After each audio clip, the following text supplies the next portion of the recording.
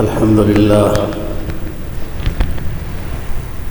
لله وكفى والصلاة والسلام على سيد الرسل وخاتم الأنبياء وعلى آله وأصحابه الذين أوفوا عهدا الذين هم خلاصة العرب العرباء وخير الخلائق بعد الأنبياء. أما بعد فأعوذ بالله من الشيطان الرجيم. بسم الله الرحمن الرحيم. يا أيها الذين آمنوا كتب عليكم الصيام كما كتب على الذين من قبلكم لعلكم تتقون. قال النبي صلى الله عليه وسلم الصوم لي وأنا أجزي به. صدق الله العظيم وصدق رسوله النبي الأمي الكريم ونحن على ذلك لمن الشاهدين والشاكرين والحمد لله رب العالمين. دوسرا پارہ سورہ بقرہ کی ایک آیت کریمہ تلاوت کی ہے اور ایک حدیث قدسی تلاوت کی ہے جس کو امام مسلم نے روایت کیا ہے. اللہ رب العزت نے فرمایا یا ایھا الذین آمنوا کتب علیکم الصیام. اے ایمان والو تمہارے اوپر روزے فرض کیے گئے ہیں. کما کتب علی الذین من قبلکم جیسے کہ تم سے پہلے لوگوں پر بھی روزے فرض کیے گئے تھے. روزے کا مقصد کیا ہے؟ لعلکم تتقون تاکہ تم پرہیزگار بن جاؤ، نیک ہو جاؤ. جناب نبی پاک صلی اللہ علیہ وسلم کی جو حدیث بیان کی ہے اس کو حدیث قدسی کہتے ہیں.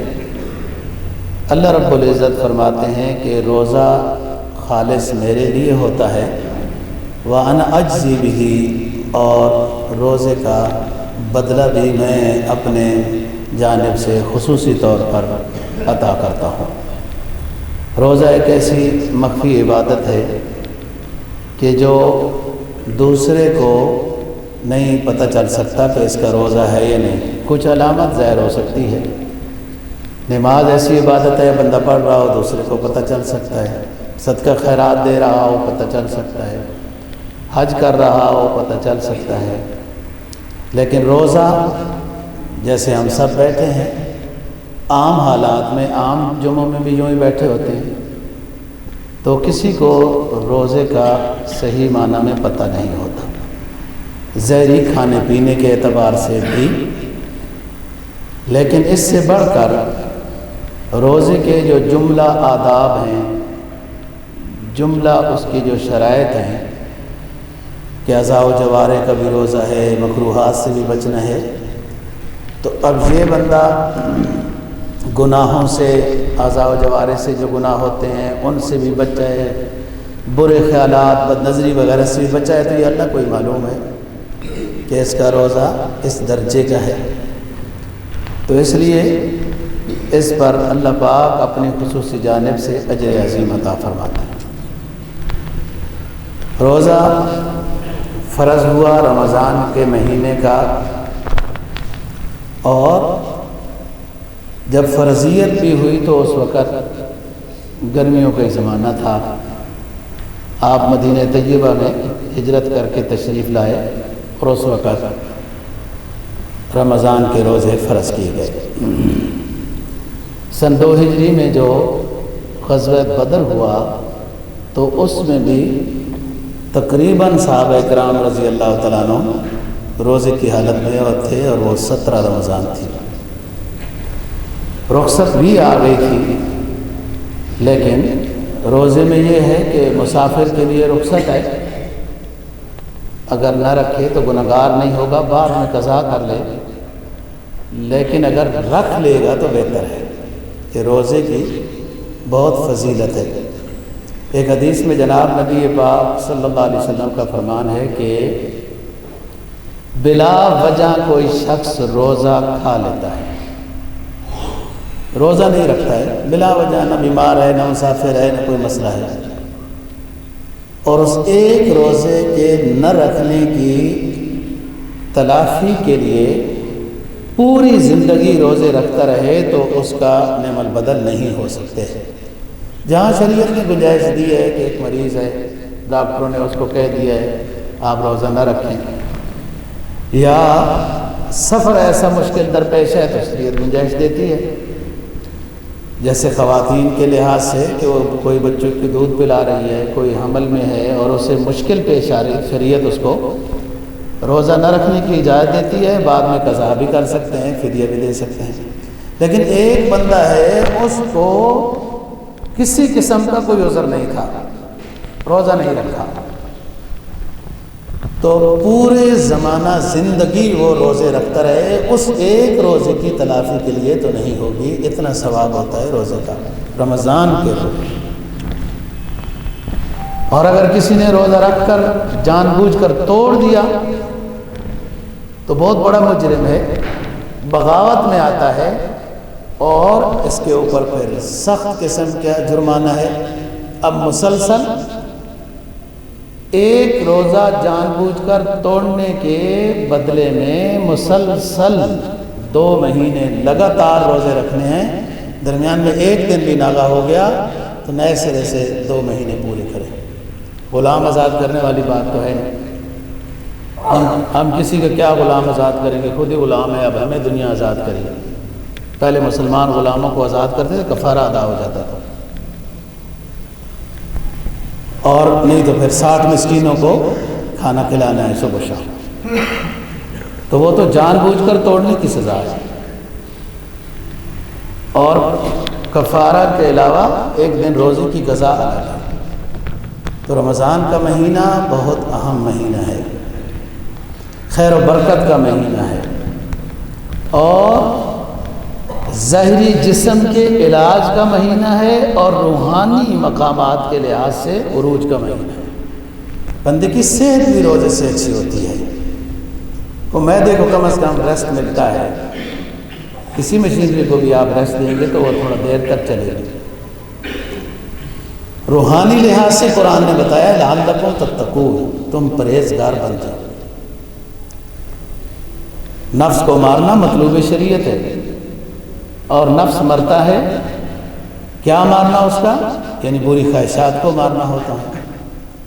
بری خواہشات آتی کب ہیں؟ جب جسم میں طاقت ہوتی ہے، جب حیوانی طاقت کو کمزور کیا جائے گا تو خواہشات خود رخصت ہو جائیں گے، اور قوت حیوانیہ شہوانی قوت جو ہے وہ مسلسل روزے رکھنے سے کنٹرول میں ہو جاتی ہے۔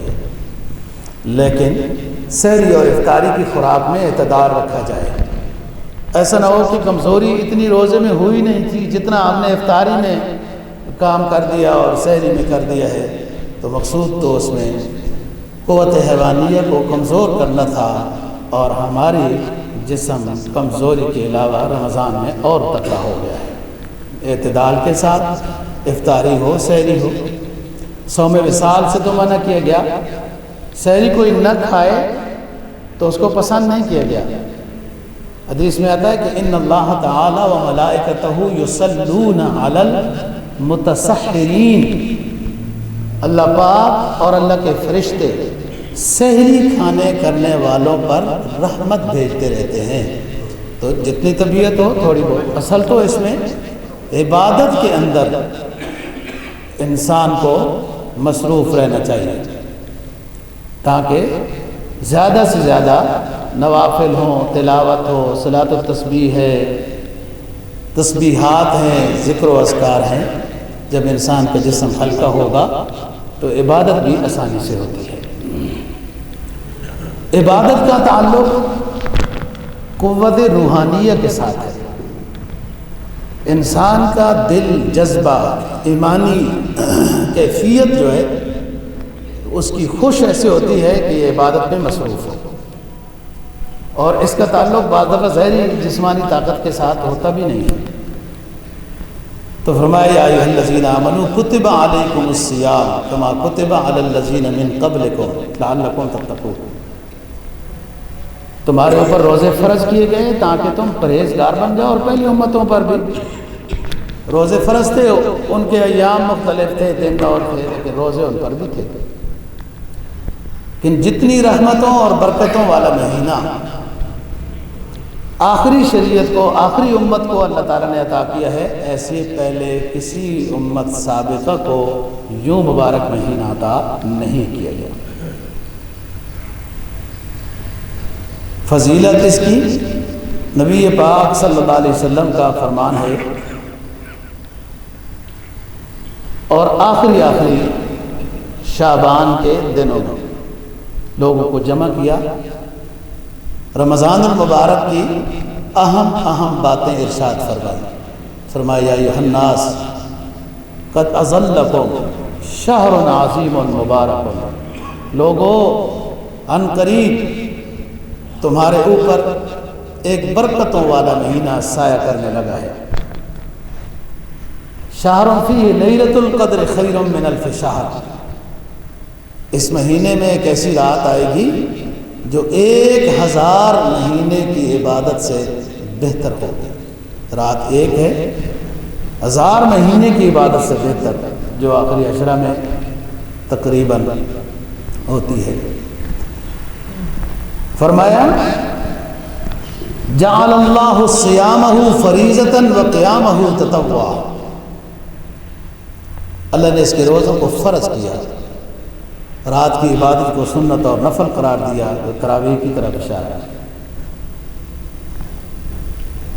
اور حدیث میں فرمایا کہ من ادا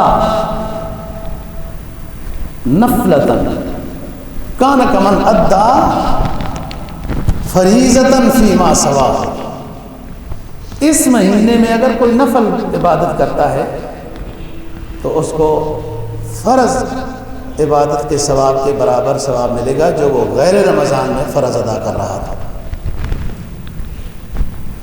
اور من ادا فریضۃ کان کمن ادا 70 فریضۃ فیما سواہ، جو شخص اس مہینے میں فرض ادا کرتا ہے، نماز روزہ جو بھی فریضے ادا کرتا ہے، ایک فرض ادا کرنے کے بدلے میں 70 فرض کا ثواب دیا جاتا ہے۔ اس مہینے کے علاوہ جو 70 فرض آپ ادا کریں گے اور اس پر ثواب ہوگا، اس مہینے میں ایک فرض ادا کرنے کا بدلہ 70 فرض ہے۔ فرمایا شہر الصبر وثواب الصبر الجنہ، یہ صبر کا مہینہ ہے اور صبر کا بدلہ جنت ہے۔ زندگی گزارنے کا نام ہی صبر ہے۔ ہر عبادت بھی تب بجا لا سکتے ہیں کہ جب صبر ہو، ہر گناہ سے بھی تب بچ سکتے ہیں جب انسان کے پاس صبر ہو، ہر لڑائی جھگڑے گالی گلوچ سے بھی تب بچا جا سکتا ہے کہ جب انسان کے پاس صبر ہو۔ حدیث میں سرکار کا فرمان ہے، پہلوان وہ نہیں ہے جو دوسرے کو گرا دیتا ہے، پہلوان وہ ہے جو مجھ سے پی جاتا ہے۔ لوگ تو دوسرے کو مار کے توڑ پھوڑ کر سمجھتے ہیں کہ ہم بڑے مضبوط لوگ ہیں، حقیقت میں مضبوط نہیں ہیں، وہ دنیا آخرت اپنی خراب کر رہے ہیں۔ تو اس میں صبر ہے۔ علماء نے لکھا ہے صبر کی 3 قسمیں ہیں۔ صبر عن المعصیہ، گناہ کرنے کی طرف نفس لے کے جاتا ہے، اس کے خلاف کرے، گناہ نہ کرے، تو یہ بھی صبر ہے گناہوں سے بچنے پر۔ صبر علی الطاعہ، نیکی کرنے کا دل نہیں چاہ رہا، نیکی پر اپنے آپ کو آمادہ کرے اور نیکی بجا لائے، تو یہ بھی صبر سے ہوگا۔ صبر عن المصائب، علی المصائب، پریشانی، بیماری، مصیبت کچھ بھی آ جائے اس پر بھی صبر ہے۔ گلے شکوے سے کیا فائدہ ہے؟ کوئی فوت ہو گیا ہے تو اس پر صبر کا حکم ہے۔ گریبان پھاڑ دیا تو وہ واپس آئے گا، یا پیٹ لیا تو وہ واپس آ جائے گا۔ آہو بکا کی بعض لوگ باقاعدہ ان کو بعض خواتین اس زمانے میں بھی تھی، یہ زمانہ جاہلیت کی یہ باتوں کا معلوم نہیں، تبلیغ کون کرتا ہے؟ اس زمانے میں بھی، زمانہ جاہلیت میں آپ صلی اللہ علیہ وسلم کی بعثت سے پہلے بھی کچھ خواتین ایسی ہوتی تھیں جنہیں رونے کا ڈھنگ آتا تھا۔ ویسے خواتین کو تو رونے کا ڈھنگ ویسے ہی بہت آتا ہے، ان کو خاص رونے کا ڈھنگ آتا تھا، اشعار بھی ان کو یاد ہوتے تھے، پھر باقاعدہ ان کو دعوت دی جاتی تھی کہ فلانی جگہ فوتگی ہو گئی، آپ کا خیال رکھیں، تو وہ پھر آ کے یوں روتی تھی۔ تو کیا ہوتا ہے اسلام نے نوحہ کرنا، گریبان پھاڑنا، فضول چیخ و پکار سے منع کیا ہے۔ ہاں چیخ و پکار سے کوئی فائدہ ہو سکتا تھا کہ اگر وہ واپس آ جاتا، جب اس نے بھی واپس نہیں آنا اور مزید چیخ و پکار سے اپنے آپ کو گناہگار کر رہے ہیں، کام تو ایسا کرنا چاہیے جس سے میت کو فائدہ ہو، اپنے کو بھی فائدہ ہو۔ جب کچھ تسبیحات کریں گے اس کو ایصال ثواب کریں گے، اس کو بھی فائدہ ہے، خود صبر کریں گے تو اس پر اجر ہے۔ تو فرمایا رمضان کا مہینہ یہ صبر کا مہینہ ہے کہ انسان جب بھوکا پیاسا ہوتا ہے، طبیعت میں کمزوری ہوتی ہے، خود سے بھی جلدی آ جاتا ہے۔ انما یوفی الصابرون اجرہم بغیر حساب، فرمایا اللہ پاک نے صبر کرنے والوں کے لیے اجر بغیر حساب کے رکھا ہے۔ اب صبر کی کوالٹی ہے، کون بندہ کتنا صبر کر رہا ہے۔ اور امام غزالی رحمہ اللہ تعالیٰ نے تو روزے دار کی 3 قسمیں لکھی ہیں۔ ایک تو روزے دار ہے عام روزہ دار، روزہ رکھ لیا، کھانے پینے وغیرہ سے بچ رہا ہے۔ ایک وہ روزہ دار ہے جو تھوڑا اچھا روزہ دار ہے، خاص کہ کھانے پینے وغیرہ سے بھی بچتا ہے اور گناہوں سے بھی اپنے آپ کو بچا رہا ہے، کیونکہ حدیث میں آتا ہے کہ زبان کا روزہ، آنکھ کا روزہ، کان کا روزہ، اعضاء و جوارح کا روزہ ہے۔ صرف کھانے پینے سے تو رک گئے، لیکن غیبت ہو رہی، بد نظری ہو رہی، گندی گفتگو ہو رہی وغیرہ، تو روزے کے وہ ثمرات نہیں ملیں گے۔ تو خاص بندے کا روزہ کیا ہے کہ کھانے پینے وغیرہ سے بچ کر گناہوں سے بھی بچتا ہے۔ اور تیسرا قسم روزے دار کی وہ لکھتے ہیں اخص الخاص، اونچے لوگوں کا روزہ جو اللہ کے بڑے مقرب ہیں، وہ یہ کہ وہ خلاف اولا سے بھی بچتے ہیں، مکروہات سے بھی بچتے ہیں، گندے خیال سے بھی بچتے ہیں، فوراً جب خیال آیا تو توبہ اور استغفار کی طرف متوجہ ہو جاتے ہیں، یہ روزے دار ہے اصل۔ تو بہت فضیلت ہے۔ حدیث میں جناب نبی پاک صلی اللہ علیہ وسلم کا فرمان جو تلاوت کیا، من صام رمضان ایمانا واحتسابا غفر له ما تقدم من ذنبه، رمضان کے روزے جس نے صحیح آداب اور شرائط کے ساتھ رکھے، اللہ کی رضا کی خاطر، ہر نیکی اللہ کی رضا کی خاطر ہو تو بڑی پھلاور ہوتی ہے، اور اگر نیکی میں ریاکاری آ گئی تو اونچی سے اونچی نیکی وہ نیکی نہیں رہتی بلکہ وہ گناہ بن جاتا ہے۔ تو من صام رمضان ایمانا واحتسابا غفر له ما تقدم من ذنبه، کہ پورے روزے رکھے اور بہت خیال اور اہتمام کے ساتھ اس کے سابقہ سارے گناہوں کو معاف کر دیا جاتا ہے۔ بہت بڑی فضیلت ہے۔ من قام رمضان ایمانا واحتسابا غفر له ما تقدم من ذنبه، جس نے قیام کیا رمضان میں، دونوں حدیثیں من صام رمضان من قام رمضان ایمانا واحتسابا غفر له ما تقدم من ذنبه، اس کے سارے گناہ معاف کر دی جاتے ہیں۔ جو قیام بھی کرتا ہے، اور قیام تراویح کی شکل میں ہے، ویسے تو عام رمضان کے علاوہ بندہ نوافل، اشراق، چاشت، اوابین، تہجد پڑھتا رہتا ہے، تو رمضان کے قیام خصوصی کیا ہے، وہ تراویح کی شکل، جو ائمہ اربعہ کے نزدیک 20 تراویح ہیں۔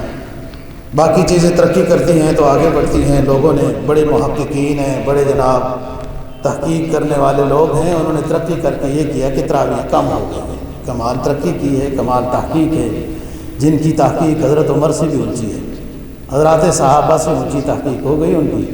ائمہ اربع سارے، امام مالک، امام شافعی، امام احمد بن حنبل، امام ابو حنیفہ رحمہ اللہ، سب کے نزدیک 20 تراویح ہیں۔ خلفائے راشدین 20 تراویح پڑھ رہے ہیں۔ حضرت عمر نے جو حضرات صحابہ کو بلا کر اجماع کیا، اور اب جو پاک و ہند کی سرزمین میں کوئی محقق نظر آیا، اس کو ایسی تحقیق نظر آئی کہ تراویح 20 ہی نہیں آتے۔ کیا بات ہے! سب سے پہلا سبق ہم نے قرآن حدیث سے لینا ہے، اور پھر تیسرے لوگ حضرات صحابہ رضی اللہ عنہ۔ کوئی سست ہے، کوئی نہیں پڑھ رہا، تو اس کا اور اس کا اللہ کا معاملہ ہے، لیکن ایک چیز جو اجماع صحابہ سے ثابت ہے اس کا انکار نہ کرے، یہ بڑا گناہ ہے۔ تو فرمایا من صام رمضان ایمانا واحتسابا غفر له ما تقدم من ذنبه، اور من قام رمضان ایمانا واحتسابا غفر له۔ جب ارادہ کر لے بندہ تو اذا عزمت فتوکل علی اللہ، جب ارادہ 20 کا کرے گا کچھ بھی نہیں ہوگا۔ اور جو سست ہیں، کیا قاموا الی الصلاۃ قاموا کسالی یراؤون الناس ولا یذکرون اللہ، سست ہیں جو نماز میں، ان کے لیے 4 فرض بھی مشکل ہے۔ جن کو اللہ ہدایت دے، اپنی خاص توفیق عطا فرمائے، ان کے لیے 20 کے بجائے 40 بھی کوئی مشکل نہیں۔ امام مالک رحمہ اللہ تعالی مسجد نبوی کے امام تھے، اور مدینہ میں ہی آپ کا درس حدیث تھا۔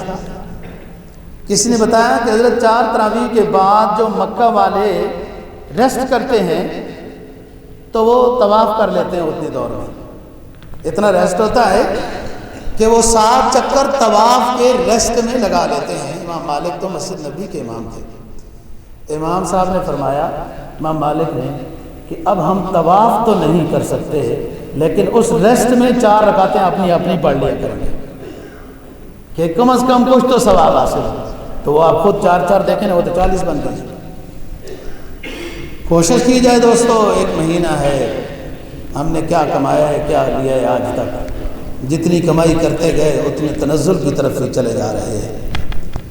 اللہ رسول کو راضی کرنے میں ہی کامیابی دنیا آخرت کی ہے، جس سے پیچھے ہے، اور اس لیے نقصان اور ذلت ہمارا مقدر ہو چکی ہے۔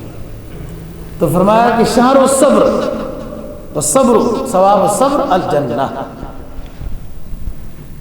ہر نیکی میں بتا رہا تھا صبر کے ساتھ ادا ہوتی ہے، اور زندگی نام، زندگی وظیفہ ہی صبر ہے۔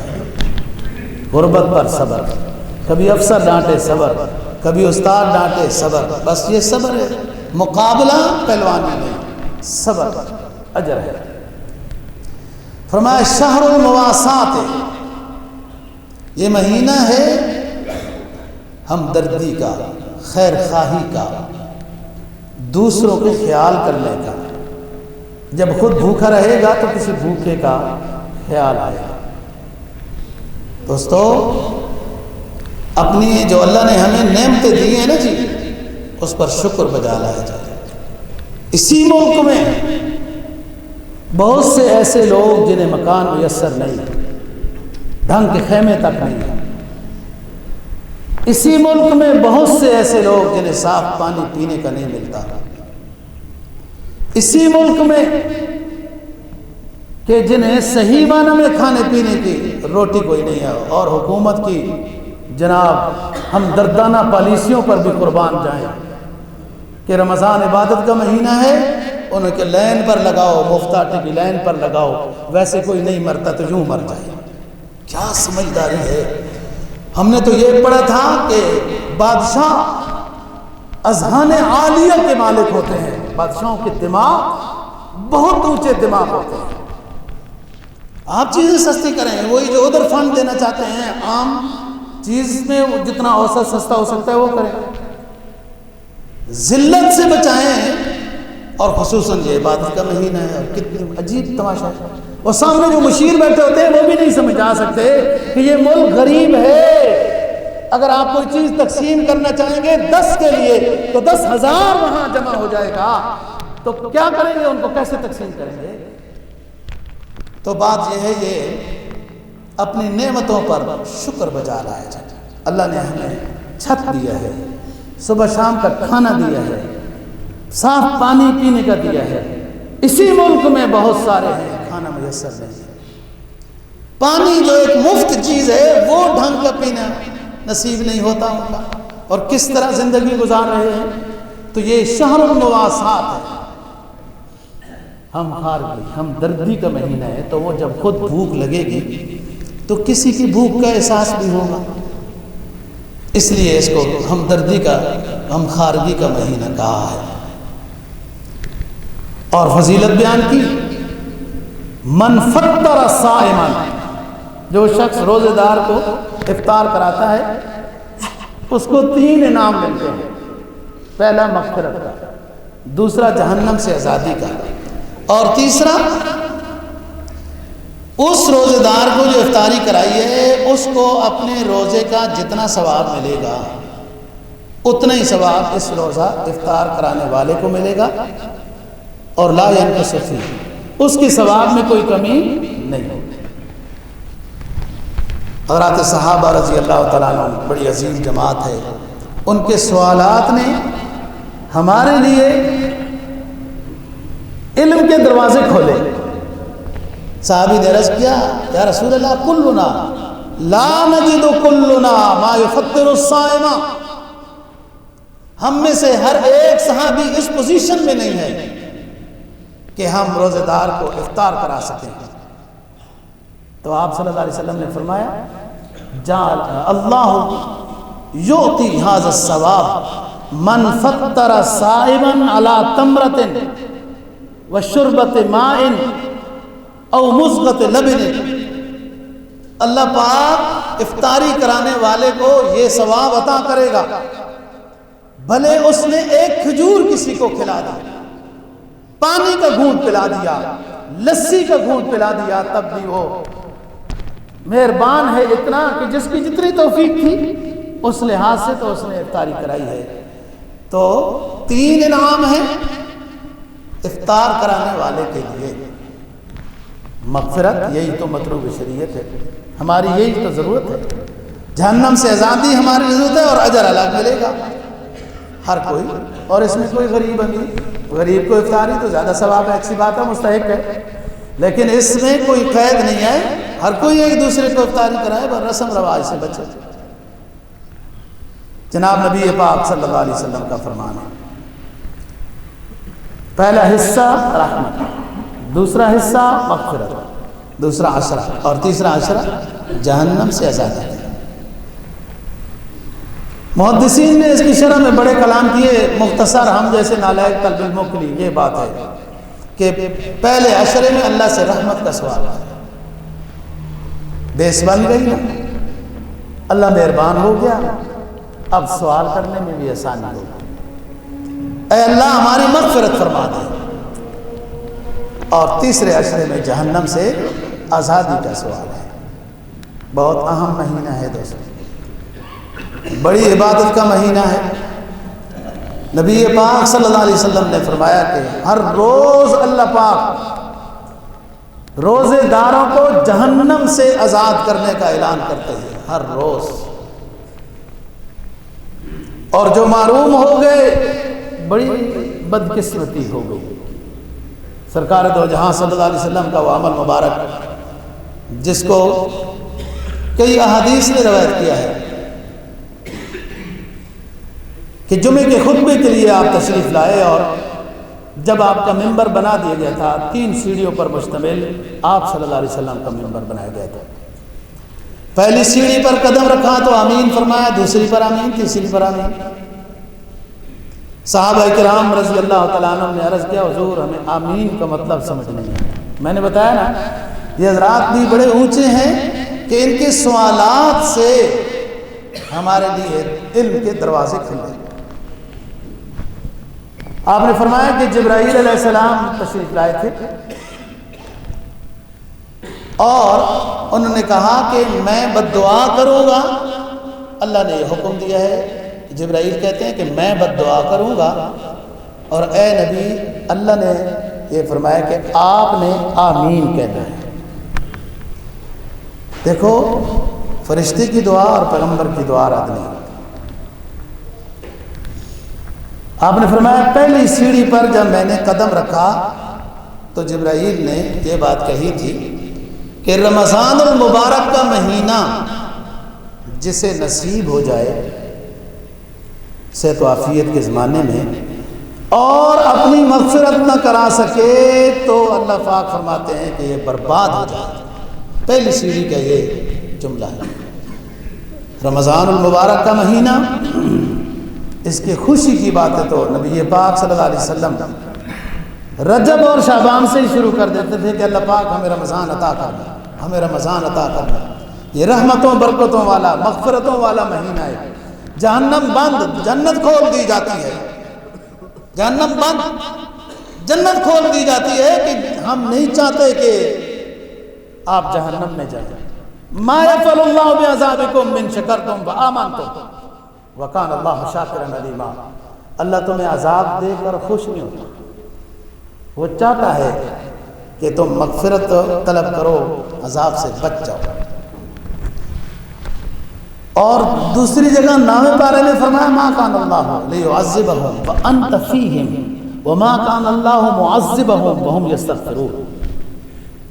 اللہ پاک دو وجہ سے تمہارے اوپر عذاب نازل نہیں کرے گا. ایک وجہ تو ظاہری طور پر دنیا سے وہ پردہ کر گئی ہے. فرمایا ما کان اللہ لیعذبہم وانت فیہم.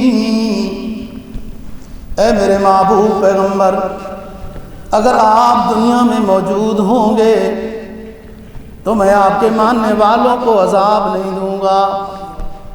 ما کان اللہ لیعذبہم وانت فیہم. اور دوسرا جملہ ارشاد فرمایا ما کان اللہ لیعذبہم وہم یستغفرون.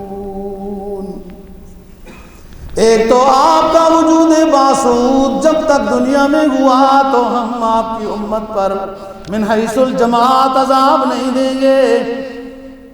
جب آپ دنیا سے چلے گئے تو دوسرا بھی ایک رحمت کا پیغام جاری رہے گا. اگر آپ کی امت اور آپ کے ماننے والوں نے اپنی توبہ اور استغفار میں اپنے آپ کو مصروف رکھا تو قوم من حیث القوم پر عذاب نہیں آئے گا. یہ رحمت و برکت کا مہینہ، جنت کے دروازے کھول دیے گئے، جنت کو ہر روز سجایا جا رہا ہے. جہنم بند کر دی گئی، سرکش شیاطین بند کر دیے گئے. کیا یہ اچھا ہوتا کہ اللہ پاک نے سرکش شیاطین کو بند کیا تو ان کے شاگردوں کو بھی بند کر دیتا تو اچھا ہوتا. لیکن شیاطین کے وہ شاگرد، شیاطین تو بند ہو گئے، وہ شیاطین کے شاگرد اپنا فریضہ انجام دے رہے ہیں، لوگوں کو گمراہ کر رہے ہیں، تباہ و بربادیاں کر رہے ہیں، گلے شکوے کر رہے ہیں، گالی گلوچ کر رہے ہیں، لوگوں کو نیکیوں سے محروم کر رہے ہیں، جھوٹ اور جھوٹ کے سمندر باندھے جا رہے ہیں. فرمایا جنت کے دروازے کھول دیے جاتے ہیں. او لوگو جنت کا سوال کرو، جہنم تو پہلے سے بند ہے، جہنم سے بچنے کا بھی سوال کر لو. شیاطین بھی بند کر دیے گئے. راتوں لیل و نہار میں اللہ کی طرف سے صدائیں بلند ہو رہی ہیں. ذرا توجہ سے سنو تو سنائی دے گی. حدیث میں آتا ہے آسمان دنیا پہ اللہ کے خاص فرشتے نازل ہوتے ہیں، اللہ کی طرف سے ندائیں بلند کرتے ہیں یا باغی الشر اقصر، یا باغی الخیر اقبل. اے سر کرنے والے رک جا، کم از کم اس مہینے میں تو گناہوں سے رک جا. یا باغی الشر اقصر یا باغی الخیر اقبل. اور گناہوں کی طرف رجحان رکھنے والے رک جا، نیکیوں کی نیت کرنے والے آگے بڑھ. الا هل من مستغفر فاغفر له. کیا ہے کوئی تم میں سے جو مغفرت کا سوال کرے ان مبارک گھڑیوں میں اس کی مغفرت کر دوں گا. الا هل من مسترزق فارزق له. کیا ہے تم میں سے کوئی محتاج فکر و فقر و فاقہ میں مبتلا ہم سے رزق کا سوال کرے ہم اسے رزق عطا کر دیں. الا هل من مستولد فاولد له. کیا ہے کوئی بھی اولاد ہم سے سوال کرے، ہم اسے نیک اور صالح اولاد عطا کریں گے۔ الا هل من مبتلا فهو عافی، کیا ہے کوئی زندگی کے گزران میں دکھوں میں پھنسا ہوا، مصیبتوں میں جکڑا ہوا، مصائب کا سامنا نہیں کر پا رہا، ہم سے عافیت کا سوال کرے، فهو عافی، اس کو عافیت عطا کر دیں گے۔ تو بات یہ ہے دوستو، خوش نصیب ہیں ہم سب کہ ہمیں اللہ نے یہ مبارک مہینہ دیا، سے تو عافیت عطا کی ہے، دنیا بھی بنتی ہے، آخرت بھی بنتی ہے، اللہ جب راضی ہو جاتا ہے، اللہ کا رسول راضی ہو جاتا ہے۔ تو پہلی سیڑھی پر یہ کہ جس نے رمضان پایا اور اپنی مغفرت نہیں کرا سکا، جو آسان تھا، جو مغفرت کا حاصل کرنا آسان تھا، ماحول بن چکا تھا۔ اور دوسری چیز، دوسری سیڑھی پر جو آپ نے فرمایا میرا نام نامی، یعنی حضرت محمد مصطفیٰ صلی اللہ علیہ وسلم، میرا نام نامی علم مبارک امتی کے سامنے آئے اور وہ مجھ پر درود و سلام نہ بھیجے تو برباد ہو جائے۔ اللہ پاک نبی کا حق ہے، ہمیں جو کچھ ملا ہے اللہ نے عطا کیا بواسطہ سرکار دو جہاں صلی اللہ علیہ وسلم، ایمان ملا، توحید ملا، شرک سے بچنے کے سبق ملے، بدعت سے بچنے کے ملے، انسانیت ملی، کاروبار کا ڈھنگ آیا، معاشرہ کیسے ہوتا ہے، عبادات ہوں، معاملات ہوں، کاروبار ہو، کھیتی باڑی ہو، تمام زندگی کے مسائل، جینا مرنا سب کچھ، خوشی غمی، اس پہ سبب ہمیں اللہ نے دیے، لیکن ہم تک جو وہ اسباب پہنچنے کا ذریعہ بنے وہ محسن اعظم، ہمارے محسن اعظم حضرت محمد مصطفیٰ صلی اللہ علیہ وسلم۔ اس لیے آپ کا حق ہے ہم پر کہ جب آپ کا نام آئے ہم کہیں صلی اللہ علیہ وسلم، اور اس میں بھی فائدہ اپنا ہے، اس میں بھی فائدہ اپنا ہے۔ وہ ہمارے درود شریف کے محتاج نہیں ہیں، انہیں تو اللہ نے امام الانبیاء بنایا، خاتم النبیین بنایا۔ سورہ فتح، رمضان شروع ہو تو سورہ فتح پڑھنی چاہیے نا، انا فتحنا لک فتحا مبینا لیغفر لک اللہ ما تقدم من ذنبک وما تاخر۔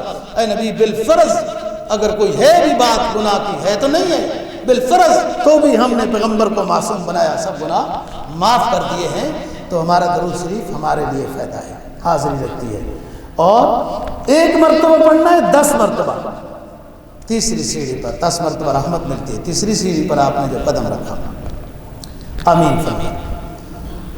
تو آپ نے بتایا کہ جبرائیل نے آ کے بتایا، اللہ پاک فرماتے ہیں جس کو اپنے والدین خدمت کے محتاج ملے، وہ بوڑھے ہو گئے، انہیں خدمت کی ضرورت ہے، دونوں نے ایک ملا تو وہ اپنی مغفرت نہیں کرا سکا، اپنی جنت حاصل نہیں کر سکا، جنت اس کے پاس تھی، وہ ڈھونڈتا کہیں اور پھر رہا تھا۔ والدین کو خوش کر کے، خدمت کر کے، راضی کر کے جنت نہیں حاصل کر سکا تو اللہ پاک فرماتے ہیں کہ وہ برباد ہو جائے، اور مجھے حکم ہوا کہ آپ آمین کہیں، آمین۔ والدین اونچی دولت ہے، بعض دفعہ بچے کچھ سکول پڑھ جاتے ہیں، کچھ تو کہتے ہیں وہ تو ایسی جاہل ہے، اور بابا تو کہاں سے بڑا، اس کی کوئی خدمت آپ کے ساتھ شامل حال رہی نہ۔ بہت سے والدین اپنی کوئی کمی جو محسوس کرتے ہیں کہ ہمیں وہ تعلیم حاصل کرنی چاہیے تھی، وہ کورس حاصل کرنا چاہیے تھا جو وہ خود نہیں کر سکے، تو اپنے اس تلافی اپنی اولاد کو وہ تعلیم حاصل کرانا چاہتے ہیں کہ ہمارے اندر تو کمی تھی، ہماری اولاد میں وہ کمی نہ ہو۔ اپنا ہر دکھ سکھ، اپنا ہر آرام قربان کرتے ہیں والدین اولاد کو، تاکہ دنیا اور آخرت کے لحاظ سے اللہ پاک ان کو کامیابی اور ترقی نصیب فرمائے۔ تو والدین کا حق ہے ان کا خیال کیا جائے، ان کی خدمت کی جائے، اور ان سے دعاؤں کی درخواست نہیں، یہ رواج ہے۔ آپ خود اس قابل بنیں، ایسی خدمت کریں کہ والدین کے جسم سے نکلنے والا ہر سانس آپ کے لیے دعا بنتا ہے۔ دعاؤں کی درخواست، وقتی طور پر ذرا سی ملاقات کی دعاؤں کی درخواست، یہ ٹھیک ہے، دعاؤں کی درخواست کوئی کر بھی دیتا ہوگا دعا، لیکن دعا لینی چاہیے، درخواست کی ضرورت ہی نہ پڑے۔ آپ اس طرح اچھے بچے بنیں۔ قرآن تو کہتا ہے کہ وہ ناموافق بات کہیں گے، وَلَا تَقُلْ لَهُمَا أُفٍّ، یہ بات اس طرح سعودی عرب کا ایک واقعہ میں نے پڑھا ہے، مختصر عرض کرتے ہیں۔ مقدمہ ہو گیا دو بھائیوں کا آپس میں، ریاض کا مسئلہ ہے۔ مقدمہ کیا ہوا، ایک بھائی نے مقدمہ دائر کیا ہے جج کے سامنے کہ چھوٹا بھائی والدہ کی خدمت کرتا ہے اور مجھے خدمت کا موقع نہیں دیتا۔ آپ مقدمے الٹ رہے ہیں آج کل۔ والد ان کا فوت ہو چکا تھا، والدہ چھوٹے بھائی کے پاس رہتی تھی، وہ دیتا نہیں تھا والدہ کو، بڑے بھائی کے پاس چھوڑتا نہیں تھا، تو اس نے مقدمہ کر دیا۔ جج بھی حیران ہو گیا، آپ دیدہ ہو گیا کہ میرے رب شکر ہے تیری ذات کا کہ اب تک بھی ایسے لوگ کچھ موجود ہیں۔ دوستو یہ عظیم نعمت ہے، اور اسلام نام ایسی چیز کا ہے نا جو پیارے مذہب کا ہے، کسی موڑ میں مایوسی نہیں ہے۔ اب کسی کے والدین فوت ہو گئے، مسئلہ آج پتہ چلا ہے، تو فرمایا ان کے لیے مغفرت کی دعا کرتے رہیں، آپ کا حق ادا ہو جائے گا۔ کسی دن اپنے والدین کو دعائے مغفرت میں نہ بھولیں۔ آپ مالی خدمت، ایصال ثواب ان کے لیے نہیں کر سکتے، دعا کے اوپر تو کوئی خرچ نہیں ہوتا۔ دوستو مبارک مہینہ ہے، اس کی قدر و منزلت کی جائے، اور قدر و منزلت روزہ رکھنا، عبادت کرنا ایک حصہ ہے، اور دوسرا حصہ ہے اس کا یہ ہے کہ گناہوں سے بچا جائے تب فائدہ ہوتا ہے۔ ڈاکٹر کا نسخہ بھی تبھی فائدہ دیتا ہے جب اس کے ساتھ پرہیز ہو۔ جب پرہیز نہ ہو تو بشاک 4 گولیوں کے بجائے 8 کھاتے جائیں، کوئی فائدہ نہیں۔ 3 انعام ہے روزے دار کے لیے۔ پہلا انعام دعائے مغفرت، دعا اس کی قبول ہوگی افطاری کے بعد۔ دوسرا انعام اس کے خالی معدے کی جو ہوا ہے، اللہ فرماتے ہیں مجھے روزے دار کے معدے کے خالی کی جو ہوا ہے وہ جنت کی مشک سے زیادہ پسند ہے۔ تو وہ ہوا پسند ہے تو اللہ پاک کو روزہ دار نہیں پسند، روزہ رکھ رہا ہے جو۔ یہ تو ایک سمجھائی گئی بات کہ تیرے منہ سے نکلنے والی ہوا بھی ہمیں اتنی پسند ہے اور اس کی قدر ہے، تیری کیوں نہیں ہوتی؟ اور تیسری چیز، میدان حشر میں نفس نفسی کا عالم ہے، لا تزر وازرۃ وزر اخری کا ماحول ہو، دسترخوان لگا ہو، کچھ لوگ دسترخوان پہ کھانے پینے میں مصروف ہو، پوچھا جائے گا آج تو سب پسینے میں ڈوبے ہوئے ہیں، اولیاء کی آپ بھی کانپ رہے ہیں، تو بتایا جائے گا یہ روزے دار ہیں جنہوں نے صحیح معنی میں اہتمام کے ساتھ روزے رکھے تھے، حق ادا کیا تھا، بس وہ اللہ کی طرف سے میزبانی میں مہمانی ہو رہی ہے، اور اس وقت کا ماحول صدا گونج رہی ہوگی، لمن الملک اليوم للہ الواحد القہار، لا تزر وازرۃ وزر اخری۔ وہ ماحول قرآن کیا کہتا ہے؟ فرمایا یوم یفر المرء من اخیہ وامہ وابیہ وصاحبتہ وبنیہ۔ وہ ایک ہولناک دن آنے والا ہے جس میں کامیابی سرخ روئی ان مبارک گھڑیوں کی قدر کی تو حاصل ہو جائے گی، جس میں بیوی بھی بھاگ رہی ہوگی، اولاد بھی بھاگ رہی ہوگی، کہیں والد مجھ سے نیکی کا مطالبہ نہ کر لے، والدین بھاگ رہے ہوں گے، بچے کہیں ہم سے نیکی کا مطالبہ نہ کر لیں۔ یوم یفر المرء من اخیہ وامہ وابیہ وصاحبتہ وبنیہ۔ اس ماحول میں لا تزر وازرۃ وزر اخری کے نظام میں، نفسا نفسی کے عالم میں روزے دار اللہ کی طرف سے مہمانی کھا رہے ہوں گے۔ قرآن کہتا ہے وَلَكُمْ فِيهَا مَا تَشْتَهِي أَنفُسُكُمْ وَلَكُمْ فِيهَا مَا تَدَّعُونَ نُزُلًا مِّن غَفُورٍ رَّحِيمٍ۔ او نیک بندو، اللہ سے جو چاہو گے وہ ملے گا، جو وعدہ کیا تھا تم سے وہ ملے گا، جو تمہارا جی چاہے گا، تمہارے تصور میں جو آئے گا جنت میں وہ ملے گا۔ وَلَكُمْ فِيهَا مَا تَشْتَهِي أَنفُسُكُمْ وَلَكُمْ فِيهَا مَا تَدَّعُونَ نُزُلًا مِّن غَفُورٍ رَحِيمٍ۔ یہ اس ذات کی طرف سے مہمان ہے۔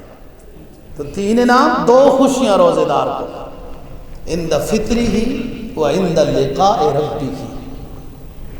ایک تو ہر روز افطار کے ٹائم خوشی ہے کہ الحمدللہ فرض پورا ہو گیا، دعا قبول ہوتی ہے، سب کچھ سامنے پڑا ہے۔ لوگ مولوی صاحب کی اور ان چیزوں کی جناب قدر نہیں کرتے، وہ جو اذان نہ دے تو افطاری کیسے کرتے ہیں؟ سیدھے کان لگا کے بیٹھے ہوتے ہیں، اذان ہونے والا ہے، سب کچھ سامنے نعمتیں پڑی ہیں۔ یزداد فیہ رزق المومن، اس میں مومن کا رزق بھی بڑھا دیا جاتا ہے، اچھا اچھا کر دیا جاتا ہے۔ ٹھیک ہے، رزق حلال کھاؤ، اللہ کی عطا ہے، تو دعا قبول ہوتی ہے، خوش ہوتا ہے بندہ کہ مطلب روزہ پورا ہو گیا، اللہ کا فضل۔